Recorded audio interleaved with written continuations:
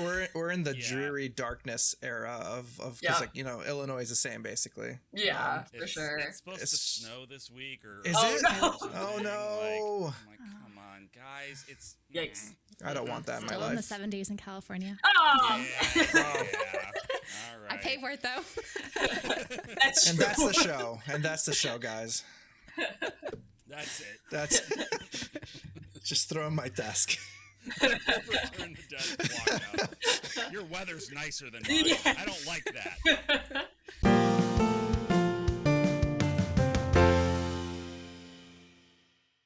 Welcome to the JRPG Pursuit podcast, a podcast where we share our love for JRPGs, from playing to collecting them. And today we have a very exciting, musically filled episode. I want to first introduce myself. I'm Emily, and I'm joined by my two co-hosts. I'm Branden. And I'm Abdallah. And today we have our first ever guest that we'll love to introduce to you guys and talk about some of her music background and what she does here on YouTube, as well as some other cool platforms. So Alex, take it away. Hi, my name is Alex, aka Quality Individual. I'm a variety streamer and also do stuff on YouTube. I have been for almost about 2 years at this point in time, which is kind of wacky to think about. And I do a whole bunch of variety stuff on YouTube, including talking about Switch games, talking about JRPGs, talking about gaming music, which is a big thing of my life.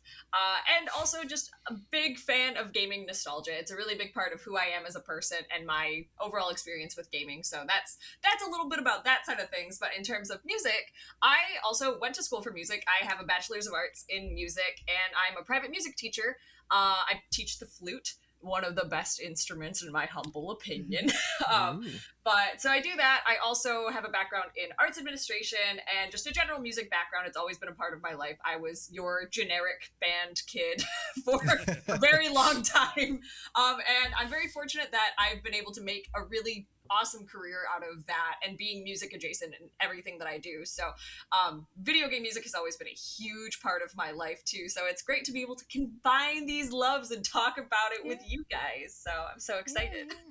Yeah, we're really, really happy to have you. I got to tell you, Alex, I've been a fan for, since you started, basically.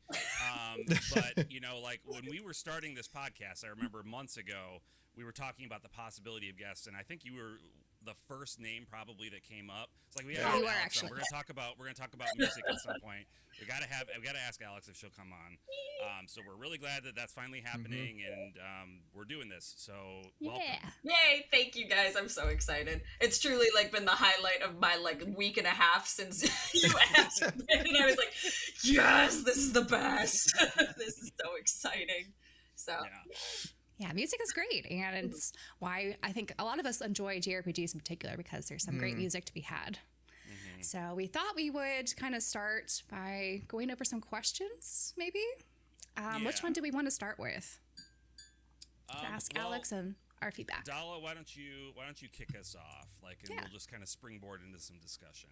One of the biggest things I've always been drawn to music for, and music in JRPG specifically, is how it really plays a role in the storytelling itself. For me, I've always felt that it almost played itself as a character.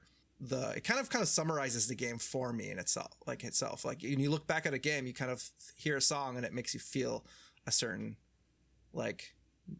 nostalgic, I guess, that I've already brought up. But yes, that nostalgia for that. And so I kind of want to start there and see where have you seen that, and what kind of games have you seen really bring in music and have it play itself as a character, have it play itself to the narrative and everything along those lines. Yeah, so I guess there are so many games that I could think of for this specific question, because I feel like video game music doesn't get a ton of credit in terms of especially in the world of music. I would say it's very easily dismissed in academia, which that's thankfully kind of changing now. But it's the ability for video game music to not only just set the background and the tone of certain moments, it really does take on its own character, and it really can make or break moments.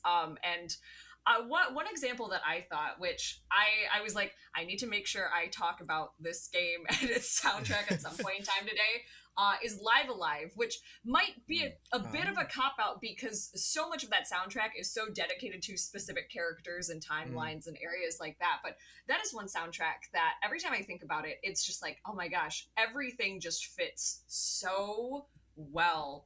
And it's a beautifully composed OST as well. But like when there are, and some people like to argue about the characters in Live Alive, I feel, because some of them are a little bit more fleshed out, I would say, than some of the other ones, at least in my opinion. But one that I always come to is the prehistoric era and that character who doesn't say anything at all. Yeah, right. They just talk in like symbols or whatever, right? Yeah, exactly.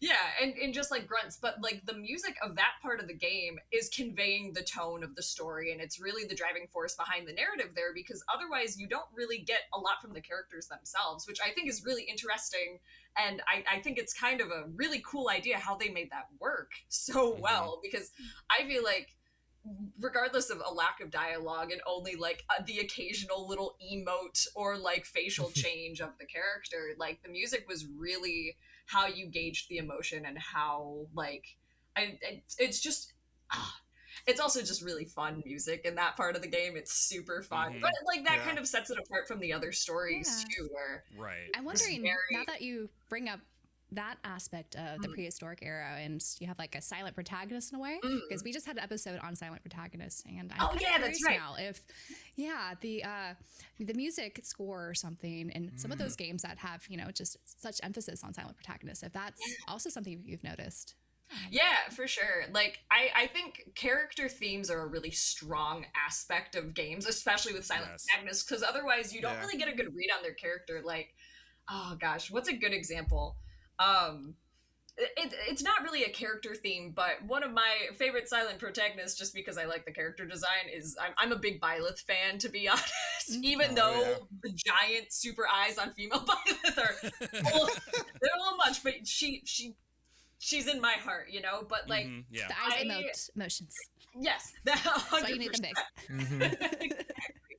But like, I feel like the music in that game kind of also helps set the tone of Byleth and her very slight character change throughout Three Houses. For Three Houses, I would say, where like you kind of just see, or more so you hear like how it's orchestrated, and even though it's not like her specific theme or anything like that, or his specific theme, depending on what Byleth you choose, but you have the recurring themes that you hear the very first moment that you see Byleth in the game, and then it keeps coming up multiple times and progresses throughout the game. So it does kind of set, like, I don't know, it grows, the soundtrack grows with the silent protagonist, I guess. It might not be the best example, but that's just the first one on the top of my mind. But I don't know. A lot of soundtracks, like, they have like a dedicated like music for a character, just so like it identifies them whenever you know they're on screen and they have that music playing. But it's interesting to see maybe a maturity throughout the game of how that kind of evolves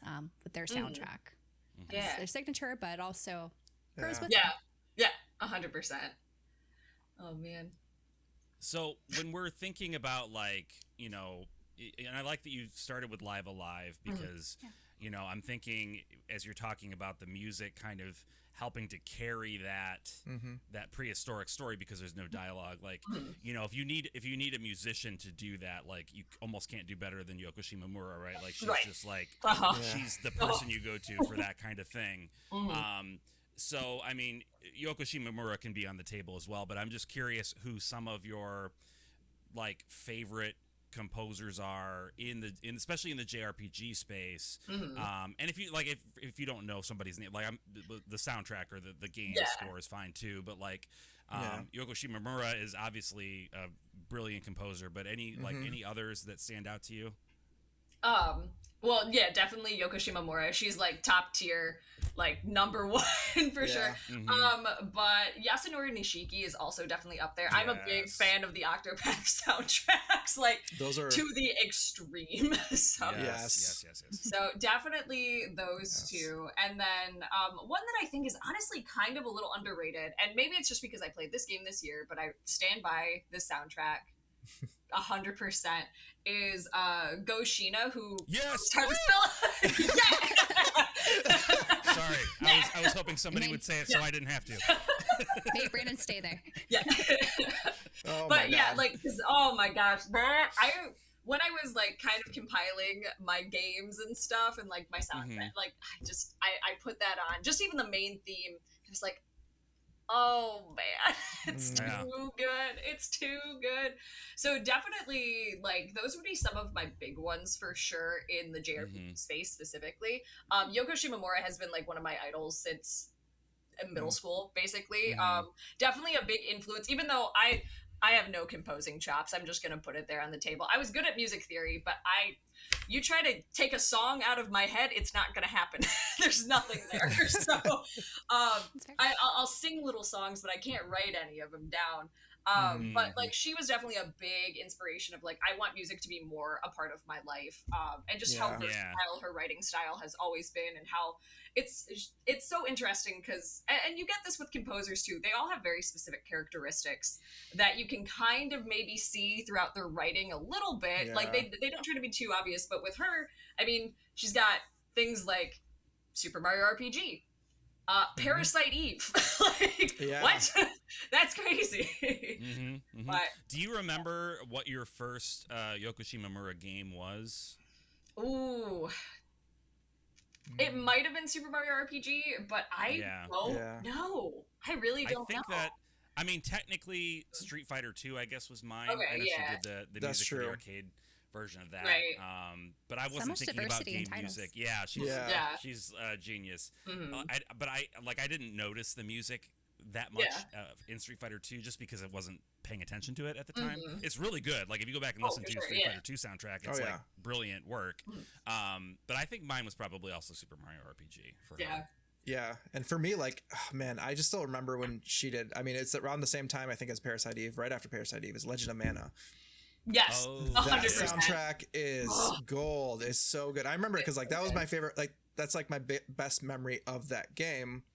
Other than, you know, I love the game itself, but the memory of the songs and the music of that game still holds true. Like, if I hear it, it just makes me nostalgic to like play that game. Like, it really kind of it's such good tracks on that game. 100%.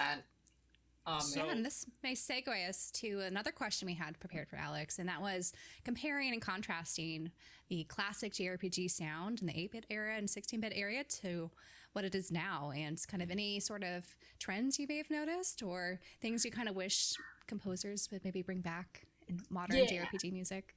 Yeah, it's interesting because, like, in my mind, I definitely feel like there's a space for both, right? Like, it never has to be a one or the other kind of situation because they both mean so much. And I think it's so incredible what composers were able to do with such limitations that they were given. I feel like this was a question I saw on the internet somewhere recently where it was like, is video game music like better or worse now because like so many more technological advancements?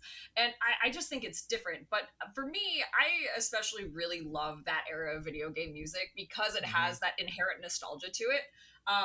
One soundtrack that is, no matter what, and I don't even have like that super nostalgic memories playing the game, but just of the soundtrack, is Earthbound. Like, I hear that music and I'm just like, oh, I'm at my grandma's house. I never played Earthbound at my grandma's house, I don't think, but I'm there right now. So like that kind of weird nostalgia. Chrono Trigger, really. Chrono Trigger is another one where it's like that just transports you to that happier time of like childhood playing games and stuff. And like I think that is really hard to replicate nowadays. And maybe that's just because of our own nostalgia, you know, too. Like, that can really play a big part of it. But I do think there's something very specific to the sound of 16-bit and 32-bit, just soundscapes, for lack of a better way of saying it. That really, it just really hits that point, that modern, that modern childhood music kind of feel. 100%. I'm glad you mentioned Earthbound because, you know, I feel like the music doesn't get as much love as it deserves. Like, you know, and I'm going to mention Hip Tanaka. I feel bad because I know there was another guy that helped with the music.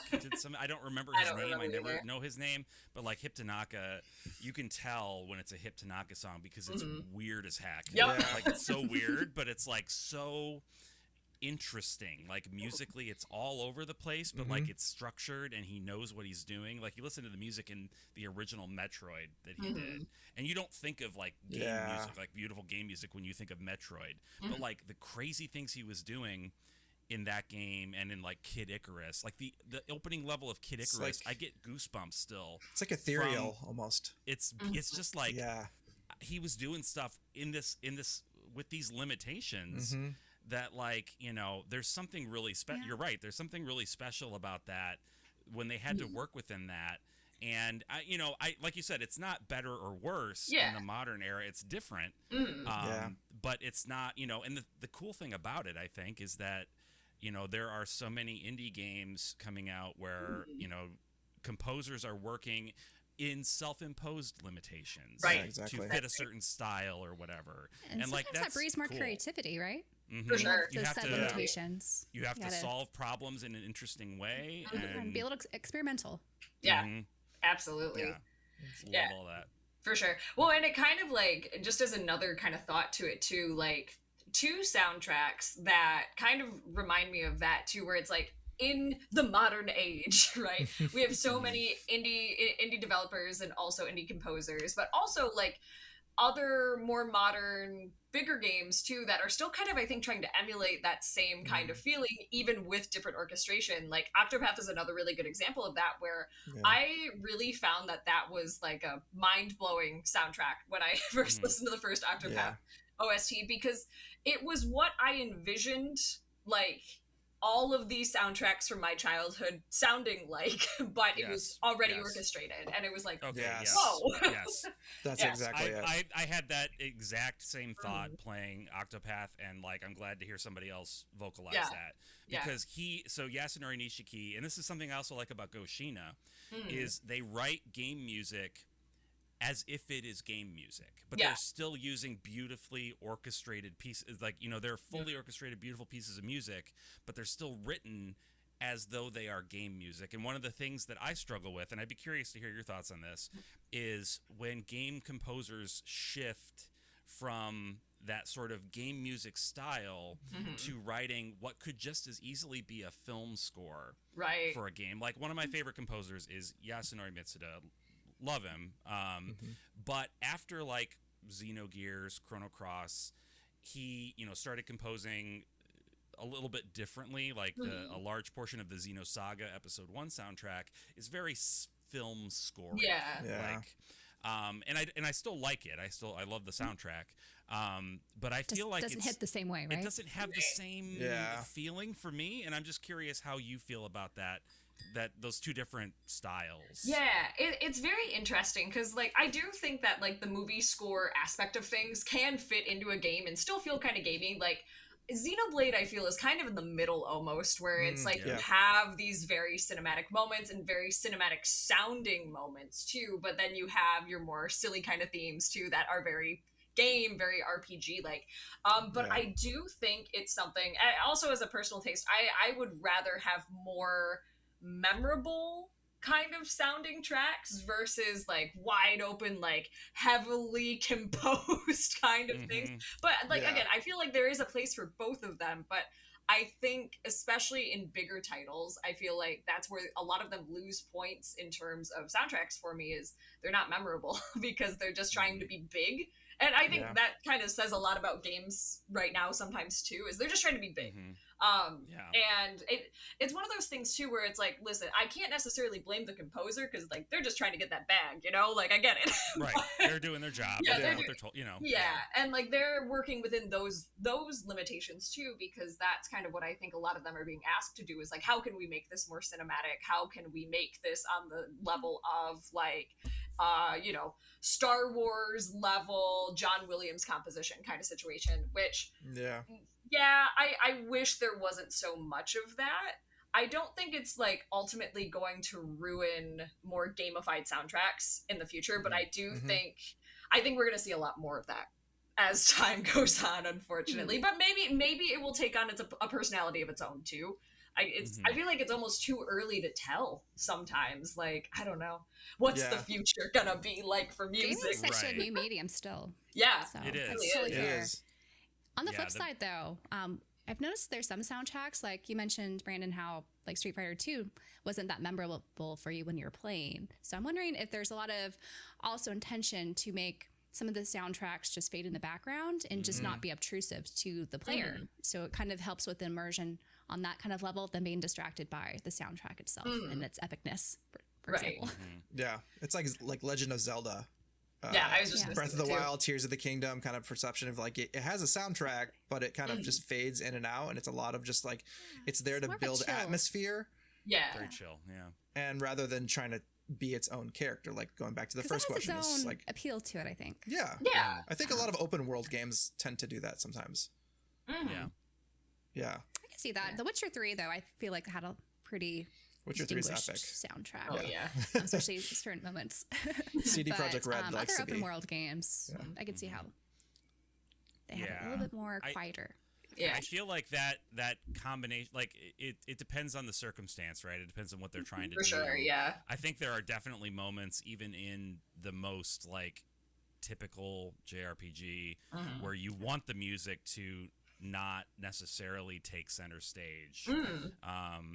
But there are also like, you know, things like where you're just like walking around a town, like if it's my preference there, it's like go nuts, you know, like make this the most memorable track that you can come up with. Just casually walking. Things are fun. I like the ones in trails. I love them. Yeah. I think of like Goshina with the Tales of Legendia, the main town. That is a crazy song. I don't know if you've heard it, but like it's a crazy song, but it's like it's so good, and it has the freedom to kind of be crazy and be so good because you're just walking around, you're just talking to people. Mundane task. It can really and like take grinding center music stage. too in battle. I feel like that also that's where they go wild. Yeah. I think Falcom's really good at that.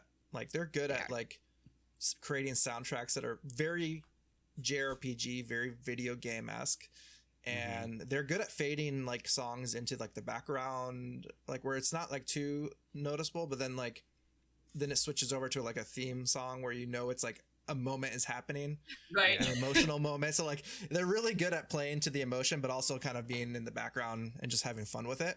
And that's you know, Falcom I think is good at that. And also just maintaining a signature sound because we mentioned how a few composers, they have such variety in their discography, if you will. But I feel like I could always pick out a Falcom song, even if it's like a new track. Like, okay, Falcom, our studio JFK did that. So. Which is interesting, you know, because they've had so many composers that work there that kind of operate under that sound team JDK thing. Yeah, the JDK thing's very interesting. It's like a house style, right? Like they've all kind of like adopted it. And I know that there's people, and this is my one big blind spot. And I don't know, Alex, if you have a ton of familiarity with the Falcom sounds, but like a little bit. I know a lot of the music, but I couldn't tell you the names of any of the people. I feel bad about that. Like, well, they changed the people. You know, they do change frequently, and they don't tell you. I think intentionally make it so you don't identify those tracks with a name. It's just JDK band, which is an interesting. That is really strategy. Interesting. And they have like concerts and stuff in Japan. Like I kind of wish they had cool. one when I was there to attend, but it's an interesting way of going about it. But that kind of actually leads me to another question that I've thought about a lot, especially recently, and I would love to hear all of your thoughts. But Alex, like, one thing that I've noticed, and I'm sure you all have noticed it too, is over the years, JRPG soundtracks typically were written by one person. And then as time has gone on, these games have gotten bigger.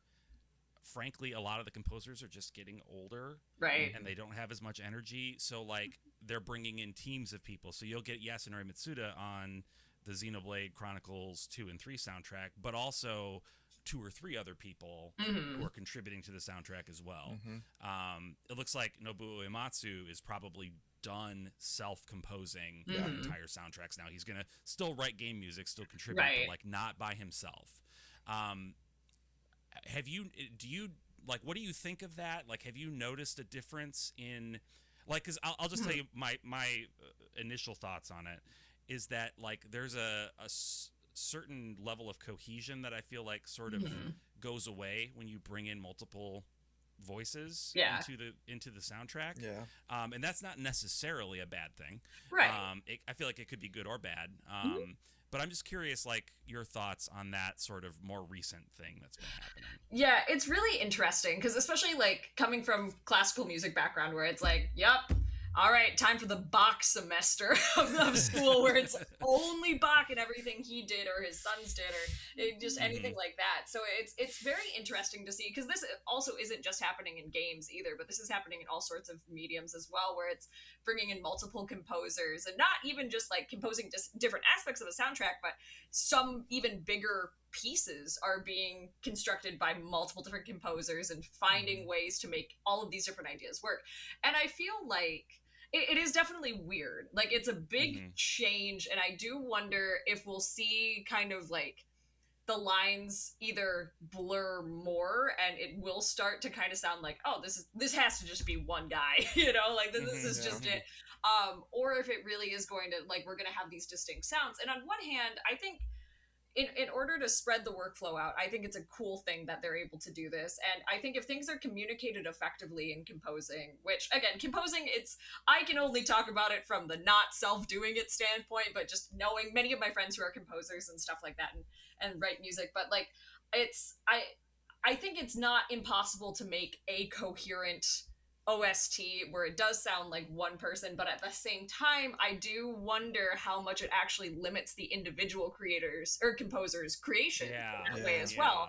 So it kind of makes me wonder, like, how many more standout video game composers are we going to have over the next few years, other than, like, you know, the big icons? Like, who are there going to be any new people? And I mean, like, one thing too, which even though it's not, like, I'm kind of on the, is Undertale a JRPG thing? I don't know, like, I'm on the fence, but like Toby Fox is a really good example of this, right? Like, he did a lot of that stuff himself and is now bringing in more people just for all sorts of things, but it's like, how many more kind of Toby Foxes are we going to have in the modern day where it's like, this person did the majority of the work or all of the work. Auteur composer. Yeah. Or like Concerned Ape wrote all the Stardew Valley music too. Like, it's, you know, I wonder how many more of those people we're going to have in the future, or if it's going to just continue to be kind of a group project kind of thing, which again, sorry. That thing you mentioned about like the different composers working together and like the not homogenization, but like synergy. The synergizing of their sounds together. You know, one thing that I thought was really interesting is, I don't know if you're familiar with, there's a mobile game that was created by Masato Kato. Abdallah, I know you're familiar with it because we talked about it before. Another Eden, it's called. Oh, I've heard of it. Yeah, Yasunori Mitsuda did music for it. And it's got a really great soundtrack. And I remember hearing a song and being like, that is Yasunori Mitsuda 100%, because other people worked on it as well, but I was like, that is 100% Yasunori Mitsuda. I looked it up. It was not. Whoa.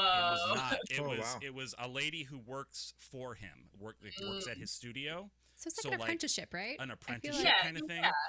So I thought that was so interesting, because I was like, I would have bet money that this was a Yasunori Mitsuda track, and it wasn't. And like, part of me kind of feels weird about it, though. Yeah. I couldn't tell the difference, but now that I know, I'm like, I don't know how I feel about it. I kind of feel iffy about it. So I don't know. Like, that's a model though we've seen, like, in history, right? Where you have like a prominent person, and then they have their apprentices, and they learn from them. Sometimes they just, you know, copy what the master did, but some of them will also take it and incorporate their own spin once they learned from them. So I'm wondering with that specific composer, if they'll eventually kind of do their own spin. Yeah. That is a really good point, because that's, again, going back to like music history, that's something that's always happened. Honestly, maybe Bach is a better example for this, because, you know, he had 2 billion sons that were also composers too. And a lot of them, like, it does, like, you're like, all right, which Bach was this? Like, who did it? Because a lot of them do just sound the same, being in that same musical era. And then as they kind of start to separate from, you know, when OG Bach died, and then you have CP and so on and so forth, who is kind of the more the one that's a lot, at least in the fluting world, like CP Bach is the homie. That's who you're gonna play a lot.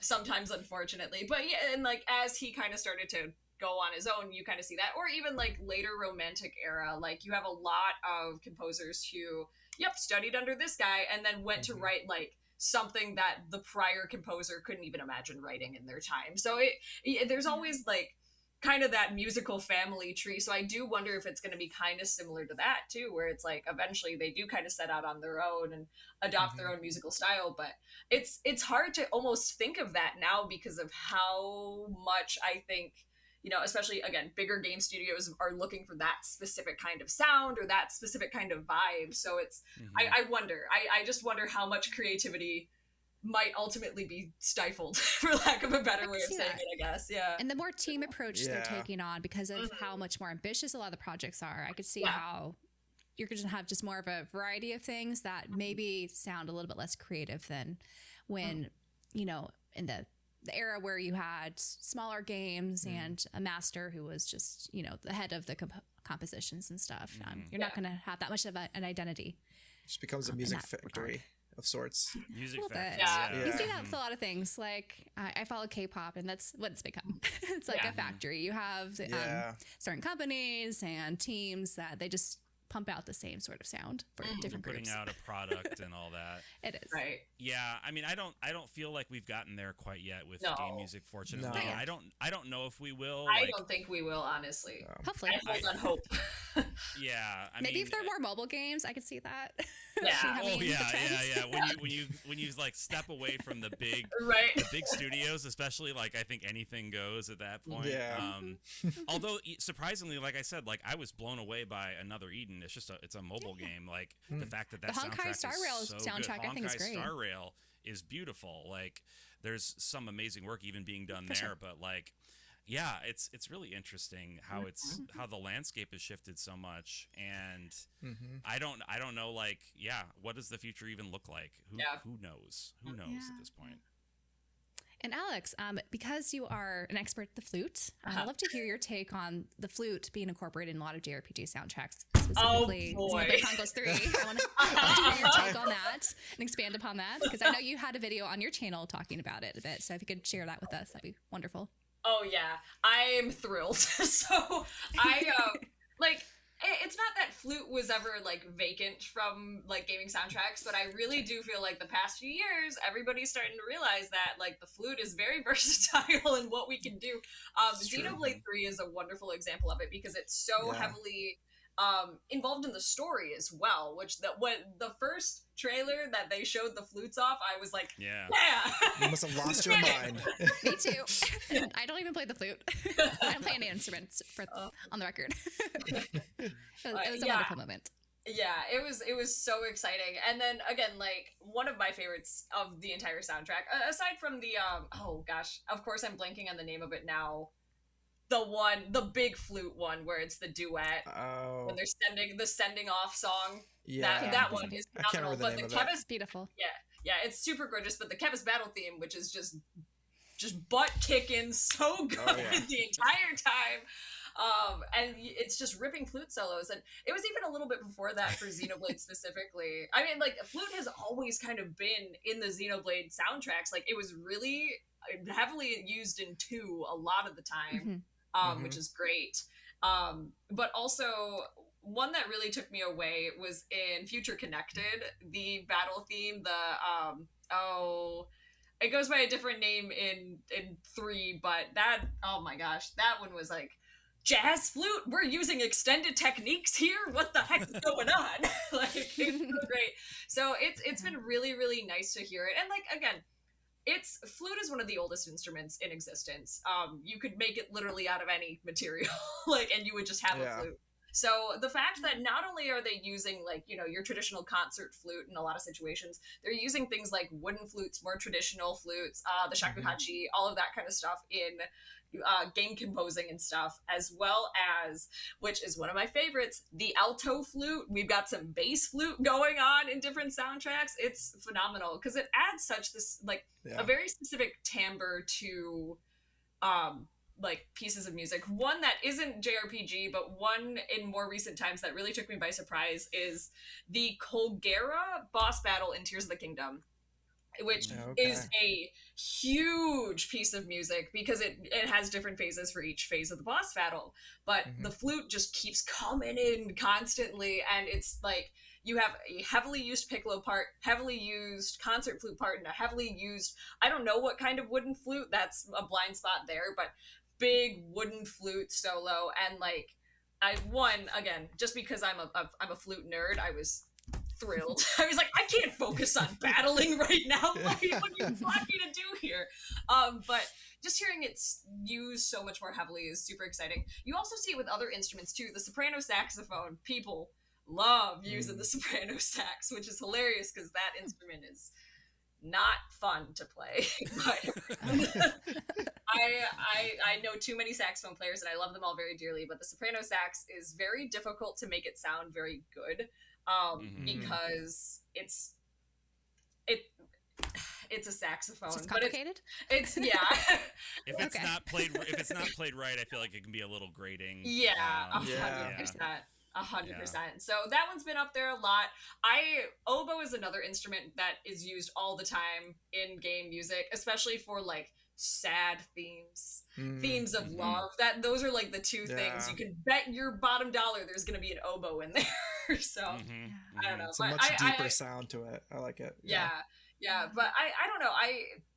The flute aspect of things really makes me happy because it can be used for any kind of situation. Like I feel like video game composers very often make their soloistic choices very wisely because of, again, what's the tone that we're going for here? Do we want something a little bit more lamentable, or do we want something a little bit more spirited, or do we want something that's just kind of like chill, like it's, and again, the flute, we can do it all, so it's fine. But I think it's very interesting how those choices are made, for sure. And Have you noticed more flute just coming out like more in the foreground in a lot of soundtracks these days? Oh yeah. I don't know what happened. Technology or I don't know. I don't know. It's hard to say because like with the flute too, I think more people, especially game composers, are starting to realize like, oh shoot, the flute can do so many different extended techniques that other instruments can't do. Like think Jethro Tull, Ian Anderson kind of level, singing into the flute, multiphonics, all of this kind of fun stuff that is super cool to do, and it adds a really unique sound to the instrument itself. So it's I don't know if they just recently discovered that, or they were like, you know what, we're gonna do this for the next 5 years or something like that. I have no idea, because like Octopath is another one where flute used very, very, very heavily. Not as much as like violin in that soundtrack, I would say, but I really don't know why, but it makes me really happy. So like if I ever wanted to start a flute cover channel like I did in the 7th grade, now is the time, because gotta do it.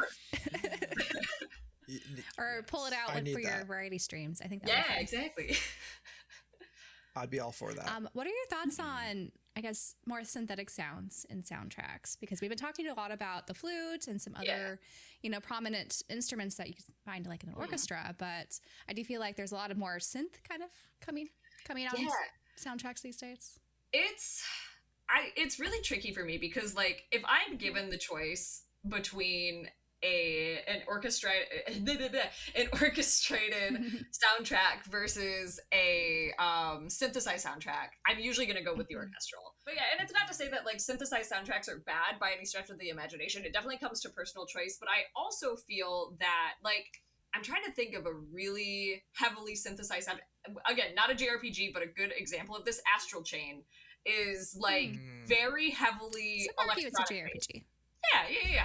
I love that game and I love that soundtrack. But yeah, that's super like very electronic based, and I'm all for it. Like because it fits it so well, and I think that's kind of another aspect of it. Like how, like what's the tone that they're going for here? If it's a grand fantasy adventure RPG, I'm gonna want those more orchestral, or again more of those very traditional 32-bit sounding soundtracks. But if it's something sounds so full. Yeah, I feel like that's just is the appeal to those. But yeah, for sure. But then like when we have these more sci-fi futuristic games, I'm like, give me that deep house, give me the synth. I want it all. Or kind of like an in-between kind of thing, which isn't synthesized necessarily, but just kind of in that same, like, where do we place this? The Persona soundtracks are very interesting because they don't fit that traditional, like, big, beautifully composed JRPG soundtracks.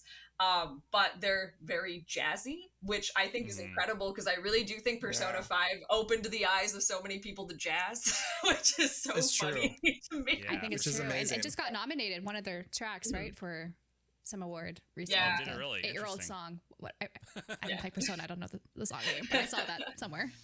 Yeah, I don't remember what it was, but I saw it.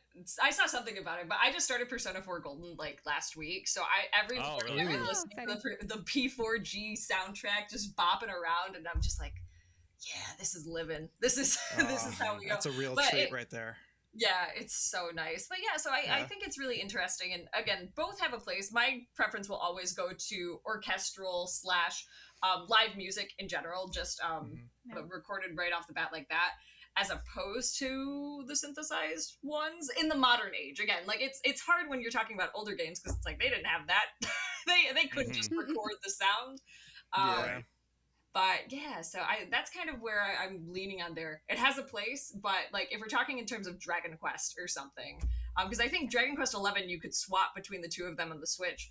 I was like, no, orchestra. Because there's a ton of complaints when it came out first. Yeah, you couldn't do that on the PS4. It was just the MIDI. Yeah, and that was all the composer. He was like, nope, we're gonna make them buy the CD if they want the orchestral version. I was like, man.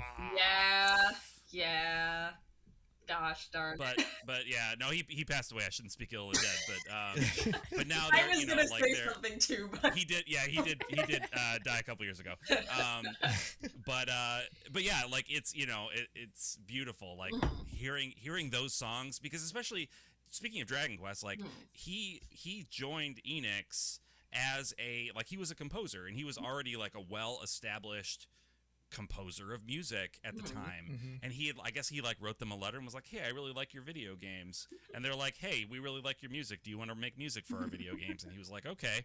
And then he just like created some of the most like iconic video game tracks ever in history, and like you hear them on the Nintendo or on the Super Nintendo, and it's beautiful, and it's great composition, but then you hear his orchestral version of that song, and you're like, that's what he was I hear it. I understand exactly what he was thinking, and he does a good job of translating it into the hardware, but like it really kind of comes into itself with the full orchestration.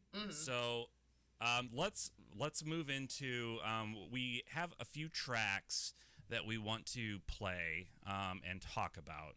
I'm hoping that this works for us to be able to hear this. You listening at home or in your car or at work when you should be working will be able to hear this, because I'll make sure it's in there good.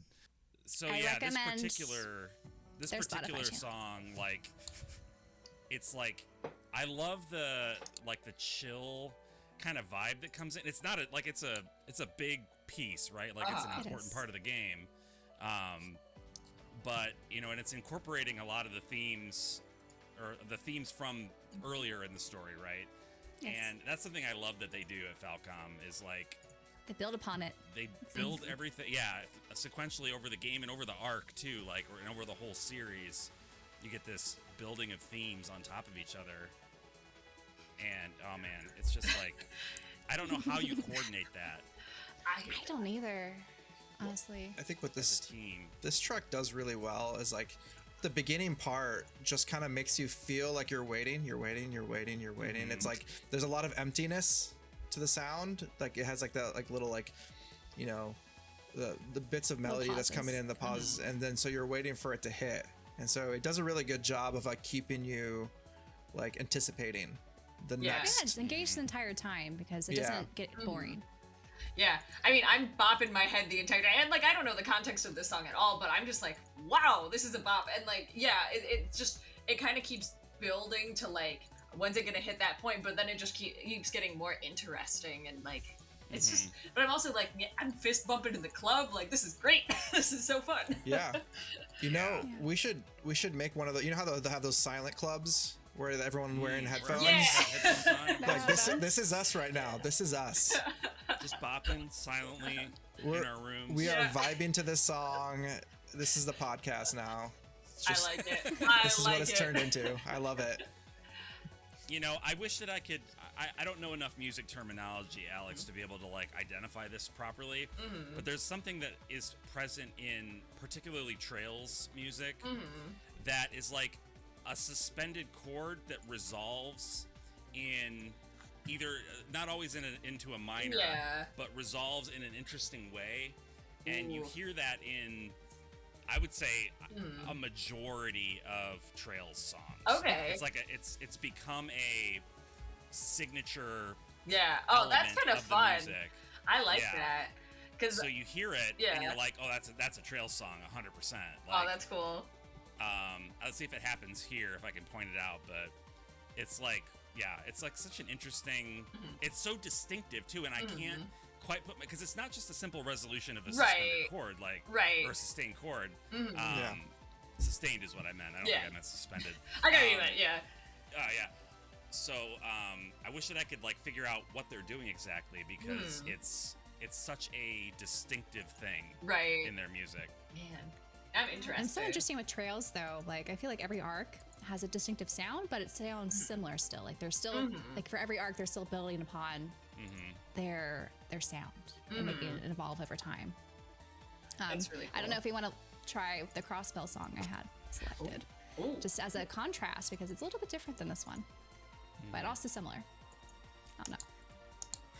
I'm ready for some more. I'm so excited. Okay. Ooh.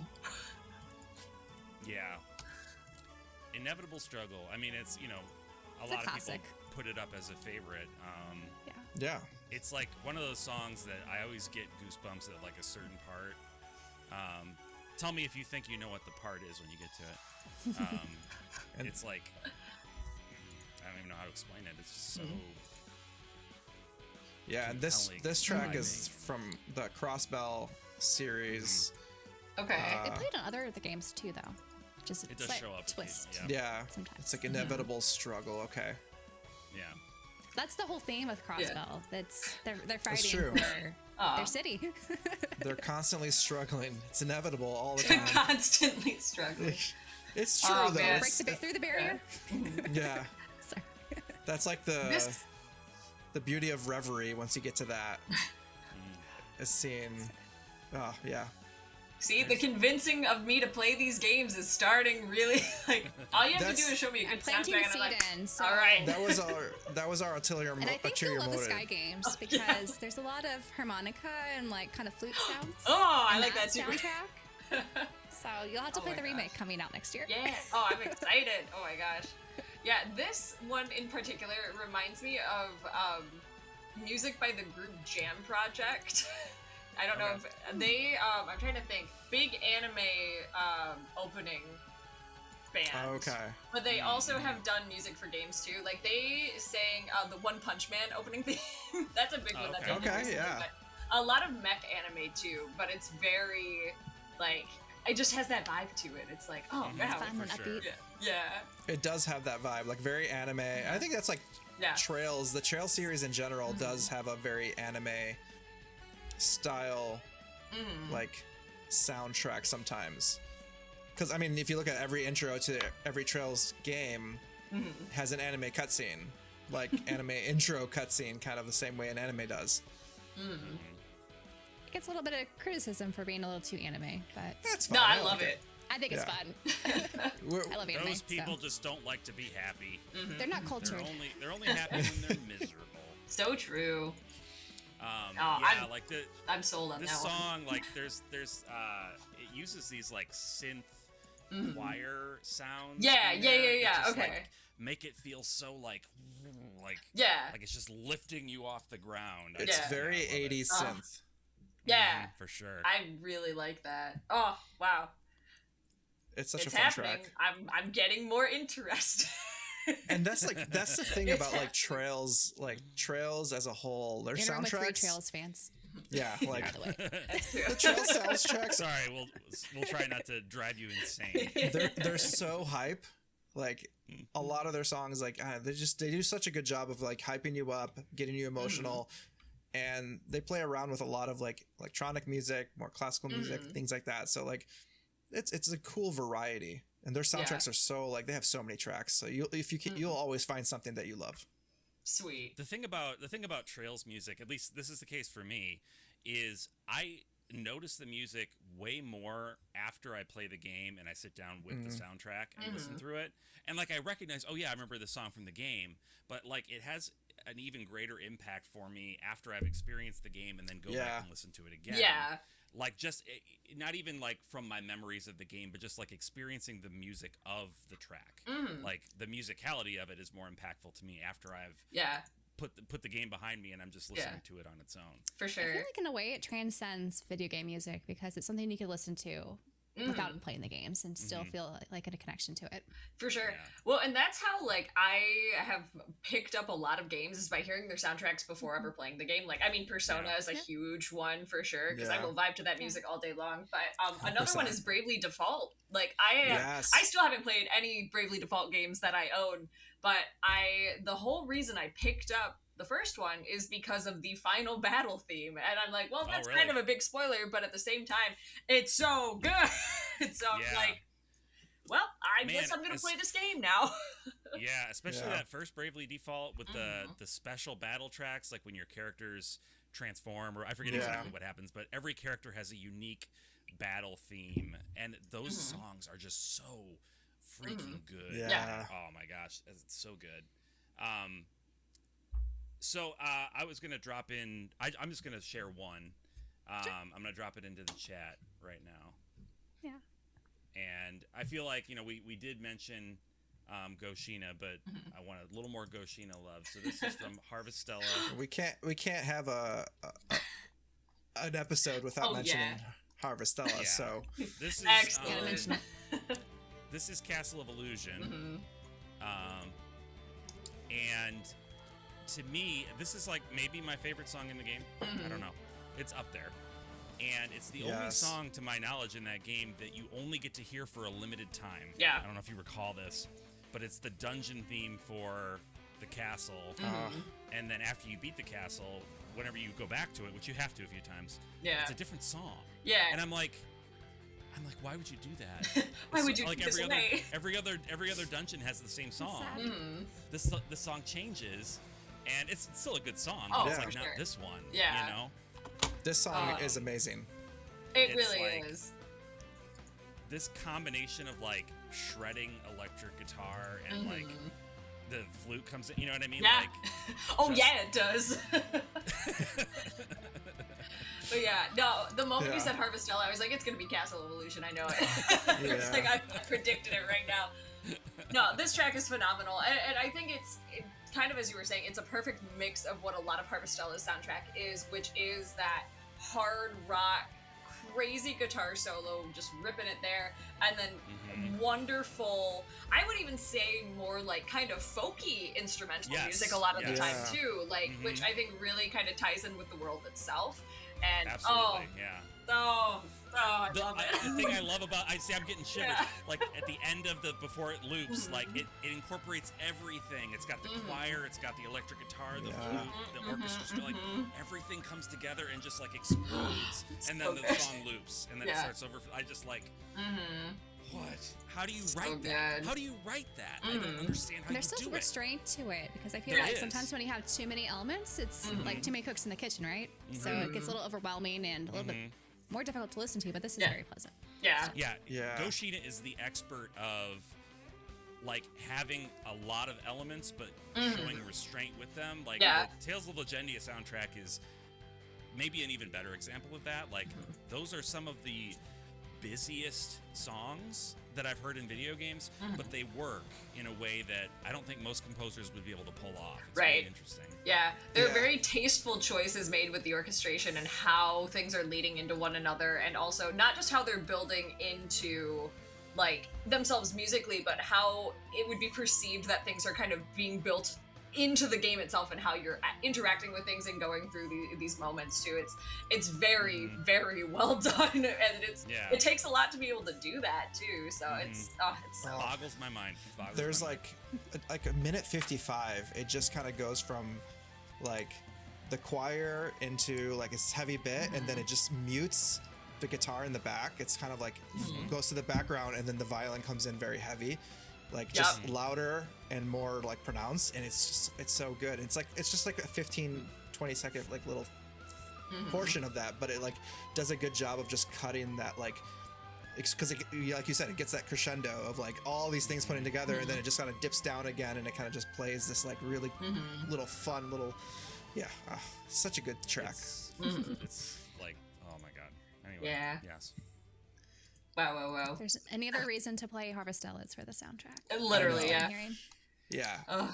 And it's a great game, but the soundtrack is so good. It's just so good. That's like one of the first things that really drew me into the game after trying it, because I was like, I remember I was messaging Branden. I was like, Branden, should I play Harvestella? Should I grab it? I'm like, stupid question. Like, I don't know. That was like, you're asking me. You just want validation, right? That's like true. You just want me to say yes, right? Because that's what you're. Yeah, exactly. I just needed you to tell me, go buy it.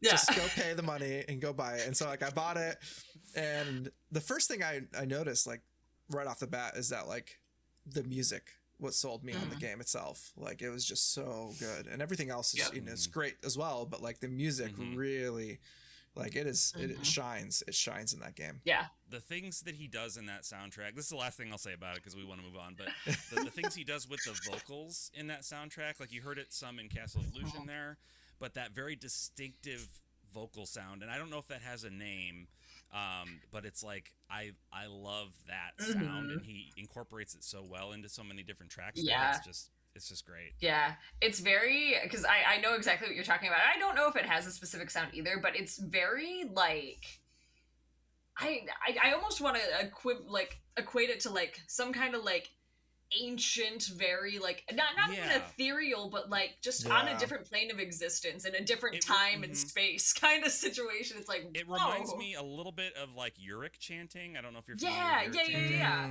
It does. It's kind of reminiscent of that, but I wouldn't say it's exactly that. It's very interesting. But it kind of reminds me of like things that you would see in like a Xeno saga or Xenogears or Xeno something like. It's Xenogears famously uses Uric chanting in the ending, which is like my first exposure to it, and it's very weird and cool. Yeah, it plays to like the weirdness, I think, of like the world that it's in. Like it just creates like I think almost a cultural feel to like to the game itself. Yeah, it adds this historical aspect to it almost. Yeah, very cool. I think for I love Harvestella. So good. So good. It's amazing. For the next one though, I'm going with like I know Alex, you were talking about like you love very orchestral, like just go heavy. So it doesn't get any more than Yoko Shimomura on Final Fantasy 15. And I think it's gonna be the Valse de Fantastica.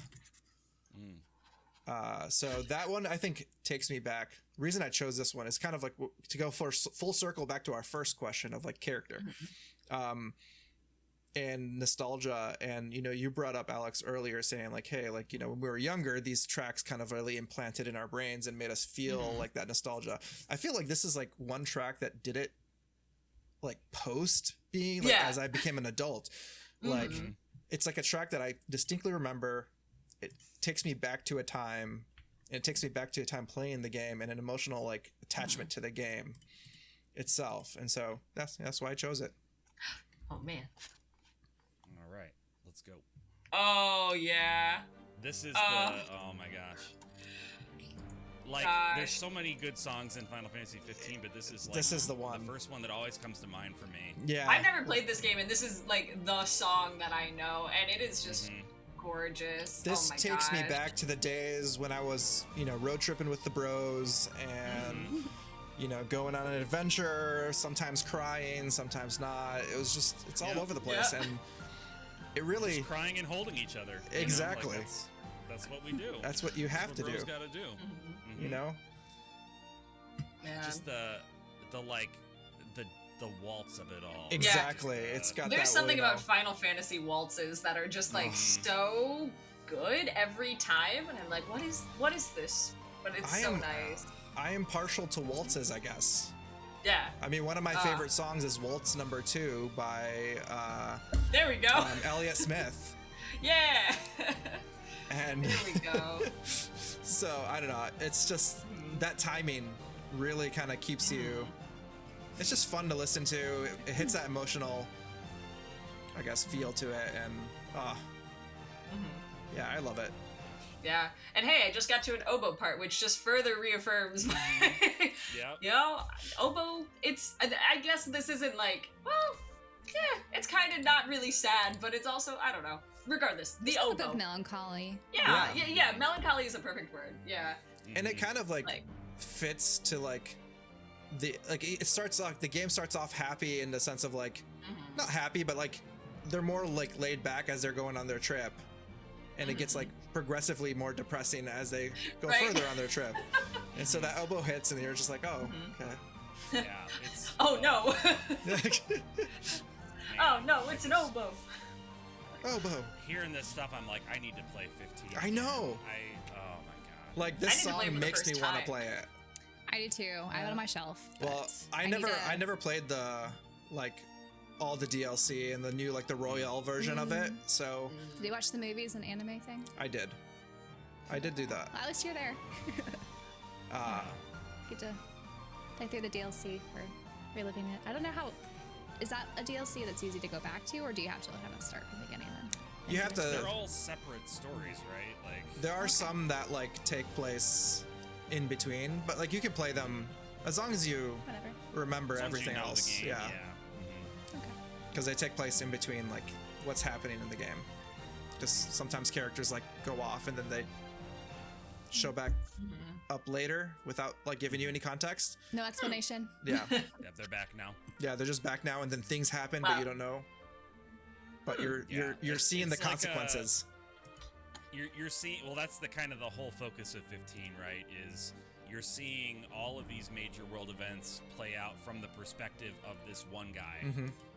So the things he doesn't know, typically you don't see, with a few exceptions. But like, you know, all these massive things happening, his world getting turned upside down.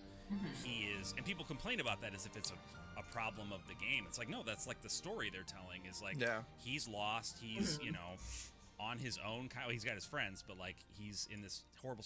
Anyway, this is not a defend Final Fantasy 15 from the haters session. That's for another episode. I think some people don't like to be uncomfortable. Some people don't, and so that's probably a game that makes them uncomfortable. I like being guided. I like guided discomfort when it's intended to guided discomfort. Convey I like it. Important. Yeah. And so like that track just it hits all the emotions. It's so well done. Yeah, Lucas it's Shimomura gorgeous. Just like kills it with everything she does. So every time. Yeah, no, that one's gorgeous. Oh man. Just like that one gave me chills so hardcore. And again, it goes like I'm a big fan of any kind of triple meter situation we've got going on. Oh yes. I'm a big fan, but yeah, waltzes are phenomenal, and this one is definitely just. There's just again, as you were kind of saying, there's so much going on in it too. Like you have these soloistic moments again with the oboe, where it does kind of have a bit of a tone shift into that melancholy, but you also have these big sweeping moments that are just it's really good. It's really good. Yeah. Oh gosh. So yeah. A lot of my musical commentary is just geeking out to the extreme. I think that's appropriate, honestly. That's why I wanted to do this. I was like, I need to get Alex on here just we could all geek out to this to this wonderful stuff. music. Yeah, I don't think I've ever geeked out to music like this. So yeah, it's great. So nice. I'm all in. I don't know. We need to do this more often. All right, it's a spin-off. Yeah. Yeah. Oh wow! Did you have some tracks, Alex, that you wanted to like that you could pull up on YouTube and we could? I did write some down. One, I can look them up if you want. Sure. I mean, I didn't even write this down for like some of the like, oh, these are just good songs, but I have to go with I think one of my favorite pieces of video game music of all time, and also just probably one of the most impactful, which. It's from Xenoblade Chronicles 2, of course. A Faint Hope literally changed my life. So it was that. Oh gosh. It's my favorite soundtrack. It's so good. I really do think it is my such a favorite good- soundtrack of all of the Xenoblade games, because the more I listen to just randomly, I'll be like, I want to listen to this song. I want to listen to this song. I do that more with Xenoblade 2 than I do any other Xenoblade Yeah. game. Yeah. It's just agree. so beautiful. All right, here I it feel like is. there's so many sound out tracks, whereas the other ones, like I listen to it through and I feel like, you know, Yeah. like it's a nice narrative, but there's just so many standouts. Into Yeah. Oh gosh. It's just so good. Every time. Oh. You got me emotional now. I know. So I was like, oh, I could do like these happy songs. No. No. No, we're just gut wrenching ones. we're going full depression on this Existential podcast. dread. Oh, it's Well, so that's good. fitting for when talking about Xenoblade 2. It's true. Gosh, yeah, this song is just so. I think the best thing about this is like, I almost want to talk quietly because it's like it's so like, it starts out so Yeah. creepy, and I love that just very unsettling feeling, and then just, oh gosh, The vocal background to it, where they're kind of like, it sounds so. It's haunting. It's haunting, yeah. Oh gosh. And more waltzy style things as well. Yeah, That's yeah, true. yeah. It comes in as like, We yeah. like our JRPG waltz. It's When the violins kick in like a lot louder, it's yeah. Like I feel bad being silent, but literally like after hearing this song in game for the first time, I was just like, all right. Is that what won you over? Because I know you made a video about being on the fence about Xenoblade 2. Oh, yeah. So you put it down. And Oh, then you yeah. wanted to try it again. Yeah, this was one of the moments that I was like, okay, I'm in. Oh, yeah. This is gosh. one of the games where I wish I hope they do a Switch 2 patch to give me a good enough excuse to just be like, replay it. I just want to replay it. I want an excuse to replay it. I mean, I can replay it, There's but no like, excuse. You I can don't just need an replay it. excuse, but I want one. It's so hard when you have a backlog. I know, I you have know, too many. You feel It guilty is. replaying, but it's Oh, like, Yeah, 100%. this is just a gorgeous wow. yeah. That piano that comes in later on, it's so Just the good. subtlety. It like goes through phases. The song just Yeah. like it has That's like more of that chapters. restraint. Yeah. It's got that restraint to it where it's like, it knows, okay, now's the time to pull back and It's like, attention. Let's Yeah. like bring Yeah. that subtle Release. violin in. Yeah. Oh gosh. It does. And it just comes to like, oh, gosh. It picks at your heartstrings. Yeah. Pun intended. Absolutely. Yeah. It's Brandon. I'm I'm sorry. I'm gonna see myself out. now I'm here for it. I'm here for it too. Yeah, no, that track I think truly is one of my favorite video game tracks of all time, because it, again, like, yeah, it ebbs and flows so beautifully, and I think Yeah. it captures, again, that melancholic feeling, that true feeling of like, yeah, things feel terrible right now, but there's just a little sliver of hope, and I think how it resolves at the end just really emphasizes that too. It's not Yeah. settled like, oh, we're so happy now. It's Be like, Right. evil. Everything's good in the world. yeah, it's very Not like, quite. who knows what's gonna happen, but it's Yeah. so And gorgeous. that's the like the mature storytelling of Yeah. Xenoblade. 100%. And that's something Yes. that I feel like is carried out Mhm. in so many ways, but in the music as well. Like, Yeah. it is not afraid to like work in ambiguity, Mhm. and like that is something that I feel like more games need to learn a lesson Yeah. from. It's just so Absolutely. So well done. So And- nuanced. Yeah. Yeah, exactly. And like, without talking spoilers, like the moments, because you don't hear this song throughout the game like all the time, but it's used in very select moments that Yeah. really, you don't realize how they tie themselves together until much later, I feel, when you're like, oh shoot, this song played then. It was intentional. And then? And it's Yeah. like, and it's just like, it makes it even better, because it's just, oh yeah, okay, everything makes sense now. And that's why it kept me up until 5 a.m. after hearing it. Not the first time, but when it came back later in the game, and that all of that hoopla that happened Yeah. in the game in the moment, and I was just like, all right, I guess I can't sleep, so I'm just gonna listen to this on repeat for 4 hours. It's just like incredible. Like Takahashi is so good at that as being a director and knowing how he wants between him and his he knows how to direct the music, the musicians to be like, all right, this is how I'm feeling it, this is how it needs to go. And he's been doing that since Xenogears, the same types of music that kind of set the stage, and then you'll hear them at specific points in time in the game. And at first you're like, oh, this is a good track, and then you'll as these scenes play out through the game and you experience each of these different scenes with that song, it just hits differently every time, and depending on the type of scene and the type of music, it hits even harder. And so he's just so good at just playing you through the whole, he's such a good storyteller through how he directs the music, directs how the music should be used to the storytelling. It's incredible stuff. I don't know. And he's pretty involved in the process. I think I know he does pretty much any lyrical song in the Xeno series. I'm pretty sure he is the lyricist for, right? He's in it with them, which is really cool too. Yeah, it's incredible. Did you have another one? I got plenty if we want some. Why not? Just do maybe one more. I'm enjoying this. Let's wrap it up. Yeah, let's do something a little bit more. Ooh, okay. I guess I'll leave it up to very scant descriptions, and I'll leave it up to you guys. Do you want something a little bit more poppy, a little bit more fun, or do we want something a little bit more high energy but intense? Maybe intense, because I feel like we've been doing more kind of subtle melancholy, so it's a good way to go out, you know? Okay. Let's get weird. I'll bring it up. Oh, weird. Oh, I could find something weird too. We can do weird too. No, I'll bring up the one that I was thinking of initially. Hold on. I'll put it in so that way it's a grand surprise, you know. It's actually the moment it pops up, you'll be like, yeah, that makes sense. But there it goes. All right, let's see. Another one of my top soundtracks of all time, because it's just it's so good.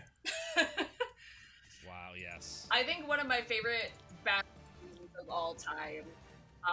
Which Octopath does very, very well. Oh yeah, for those at home, it's Critical Clash 2, the very first song.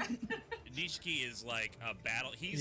That was the first thing I noticed about Octopath is he is a battle music master. He understands the assignment, right?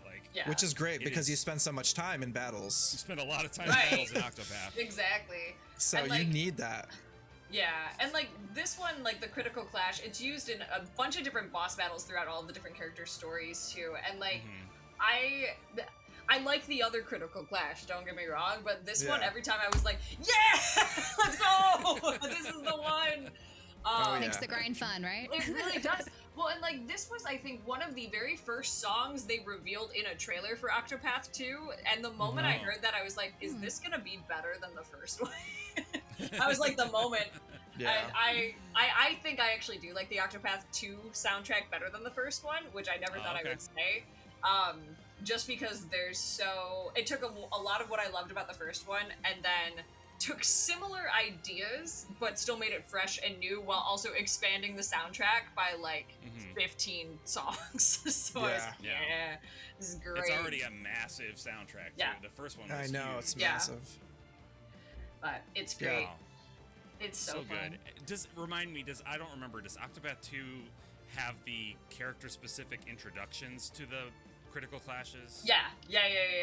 So that's one thing I really loved about and the flutes series in general. Yeah, I know the flute part too. It's awesome. I heard the flute and I was like, there it is. I think Square Enix, a lot of their soundtracks have the character individual character one. Such a cool thing. I love that. It is very cool. Agree.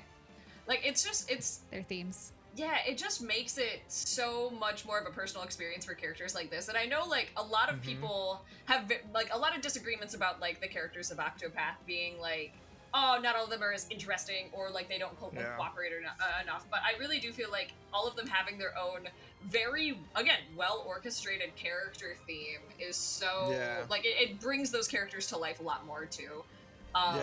another Octopath 2 one is Casty's theme, which I'm a bit, again, I'm biased because that uses an alto flute, which it's like, where'd you guys even get one? I mean, they're not that hard to find, but it's like, you're not really using those a lot. But, and it's gorgeous, but it fits her as a character so well. And yeah, just the ability to do that. And then, having the character-specific battle intros that also kind of expand as you go throughout, like, Octopath 2 especially is just so, so good. So good. But, yeah. I love it. I don't know why I picked the 6-minute version. I know. I was about to say. I love that they made this 6 minutes. Like they wanted to go that hard. They're just like they didn't. Like, awesome. Thank you for the 6 minutes. Well, and like I think trumpet is underutilized. I never thought I'd say that in my life. It's true. Because when you're playing like traditional band music, it's like, nah, trumpets are the focus. You know, they're big and brassy, but in a lot of video game music, I feel like you don't get a lot of like big brass moments, which is really kind of nice to hear in this one specifically. Like, I was gonna bring that up because it's like you don't hear that ever. When I started to hear the trumpets, I was like, oh, that's like, because like I never thought about it in the context of like now that we're talking about music itself. Like now I'm thinking about it in that perspective. I have a theory. I have a theory about why that is. Like it strikes me as back in the 16-bit era, the trumpet sample sounds always sounded a little not great. So I feel like a lot of composers were like, I don't want to use that sound, and then didn't compose with it. And then for a couple of generations, even though they could using orchestral music, they just kind of had gotten out of it. This is just the theory. I'm just that makes a lot of sense though. I have a theory too though. Yeah. I think a lot of it's also like you think of like medieval kind of castle with the trumpets blaring. So that's usually when I only hear it. Like I remember in the Trails to the Sky when they're in the castle area, they have some trumpets playing. Oh yeah. But yeah, I can't think of other things. Is it in Dragon Quest too? I want to say they're trumpets. Or am I mistaken? I think a lot of the orchestral, like the theme, there's that that's all like trumpety. Like that's the only time I recall. I think in Chrono Trigger, I think the castle theme, again to your point, Emily, I think the castle theme is like a trumpet, but it's using like short blasts. So a little more palatable. I'm curious with if that it's sound like a Japanese kind of regional thing, because they have their own music too in Japan, and it's not necessarily to the Western medieval sort of themes that are somewhat tropey in that regard. Yeah, for sure. I'd love to hear more kind of like Oriental sort of music themes, because there are some that do that, like lean into that heavily, like Sukuna of Rice and Ruin did a lot of that, and some other ones that kind of harken back to more kind of historical kind of presence, like in Japan or something. Yeah, absolutely. It's always cool to have that as a little bit of a different spin. Yeah, I absolutely agree. Yeah, I definitely think that overall, in terms of like just video game music in general, like the use of more traditional sounds and traditional instruments from across the world would be really great. A fun fact about me is for like a week, I was going to be an ethnomusicologist because I was like, I love world music. I love this stuff. Then I was like, I don't think I can go get a doctorate and then maybe try to teach for maybe, because there's like music history like spot or world music professor at a university. That's very specific. Yeah, it's very difficult in the arts, very university stuff. Market, yes. Sure. So I was like, all right, we'll do something else. But for a second, I was like, that's a great idea. But like I'm very much so an appreciator of utilizing that, because it's so important to not just have heavily Western influenced soundtracks, and like even though that's what a lot of like players are used to, I'm always for get us out of our musical comfort zones. Like there's so much to experience in this world, and it's not going to be to everybody's tastes for sure. Like I think a lot of people are very beholden to what they know, and whether that's not it's familiar, like, right? Yeah, exactly. Familiar comfort. Yeah. Exactly. But yeah, like I'm trying to think of any kind of example, just in any game really, that utilizes that, like a sitar or something. Like, really like unique and different. I love the world map theme in Chrono Cross, the homeworld theme. Yeah. I'm pretty sure uses a sitar with like a kind of an acoustic guitar backing. Yeah. Yeah. So that's like one of my first real exposures. I think Chrono Cross does a decent job with bringing in a little bit of global flair. Yeah, I agree with that. Yeah.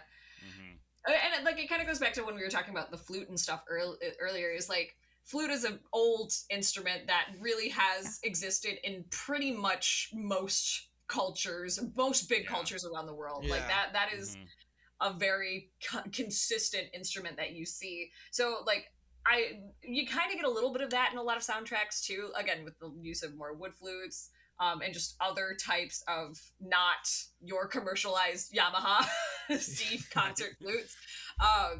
But yeah, I would really like to see a lot more.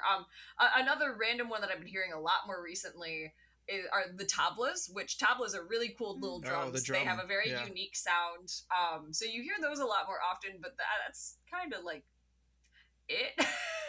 I want to hear more, you know. More variety would be, I think, great. Yeah. Yeah, there's so many really cool instruments out there all over the world. Unique combinations, like you were talking, Branden, with blending the guitar with the sitar. Yeah. It's always fun, I think. Yeah. So it would be cool to see that like used more across different games. Yeah, I hope so. And like again, you're right though. Like the comfort zone thing. Like a lot of the major composers in particularly Japanese music, like Japanese game music, they're influenced by, you know, the rock, like the progressive rock music, like Nobuo Uematsu, for example, like for sure, big time influenced by like was he influenced by Yellow Magic Orchestra? Do you know?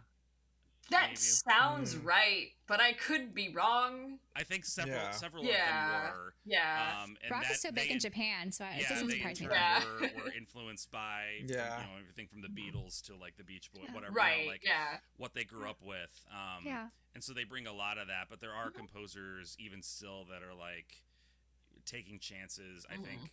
Not to keep going on Chrono Cross, but like that's such a cool. It's a legendary soundtrack. 100%. Yeah, such a cool it's true. Broadening of, you know, because he had done Chrono Trigger, which was brilliant, but wasn't risky. You know, wasn't taking risks with its instrumentation. Xenogears also like great, but not taking risks. But Chrono Cross was just like bring in everything. Yeah. Like the most amazing stuff came out of it. So. Yeah, hopefully we'll continue to see variety. And experimentation, really. Yeah, exactly. Because I'm assuming most of these big prominent composers are classically trained. So it'd be interesting if they blended that world with some other sort of sounds. Yeah, for sure. Well, I think we have gushed and discussed game music for quite a while now.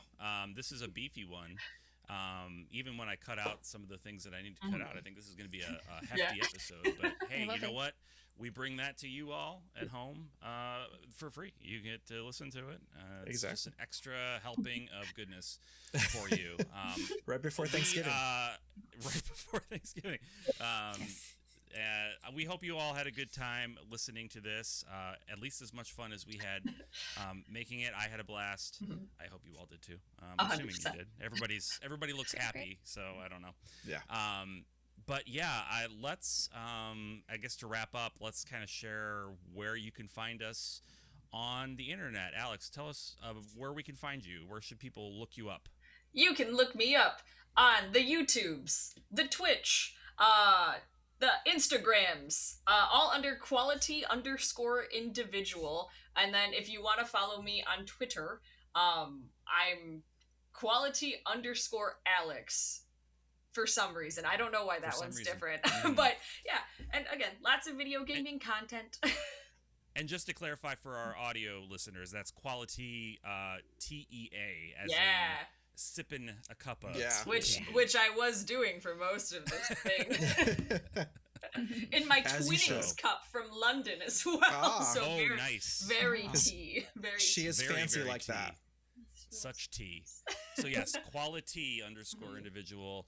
Abdallah, what about you? Well, you can find me on the Twitter and Bluesky now under @Dalla998. And Emily? I'm orbalology at YouTube and other social media platforms. And I'm Just the Gems on YouTube and Bluesky and _JustTheGems on X and Instagram. So we hope that you will connect with us, especially with Alex. If by some chance you are not already familiar with Alex's work over on YouTube or Twitch, like, yes, get on it already. Like, go follow that. Really go follow her. Go subscribe. Go follow. What are you guys doing? Hurry up. Leave comments that are good. Leave good comments. Good comments only. And like and subscribe and all that good stuff. We would really appreciate it. It's a personal favor from us. Oh, thanks, Grace. But I guess that's it. So thank you for being here, Alex. This has I'm been so amazing. happy to be here. Yes, it's been great. Our first guest. We did it. We made it. We made it through. Yay! Woohoo!